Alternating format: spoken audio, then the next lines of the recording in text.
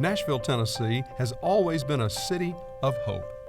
It was here in 1866 that Fisk University offered education and hope to those born in slavery and poverty.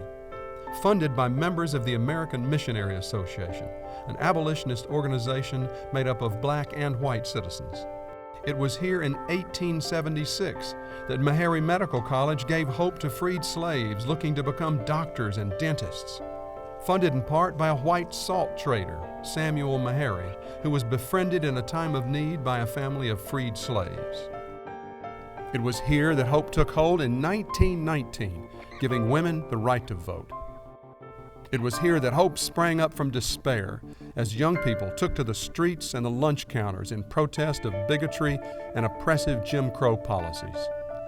And it is here today in Nashville that scores of different nationalities come looking for their part of the American dream.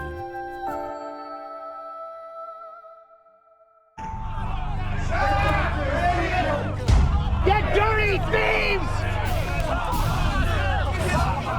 What has changed? Why, at this moment in time, have people in our nation increased the volume and the boldness of their fear and their anger?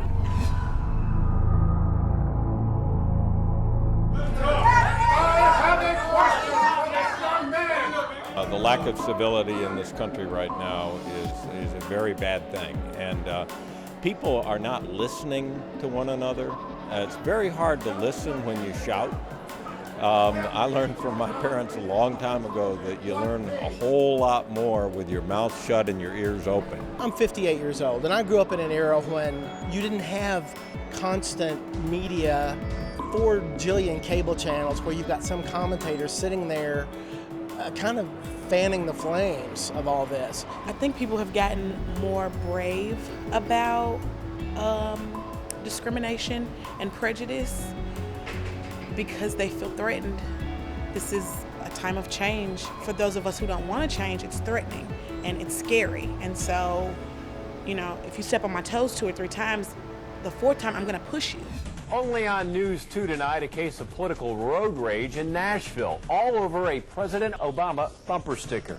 Our generation is doing something new by having an African-American president, and some people are just taking it worse and violently, which is not the way we should go with this. He smashed into me, and I put the car in park to, deal with the accident, and he started pushing the car with his SUV, and he pushed my car onto the sidewalk. Unfortunately, when there's anger and someone shoots back with anger, it just builds up and it becomes, fire creates fire.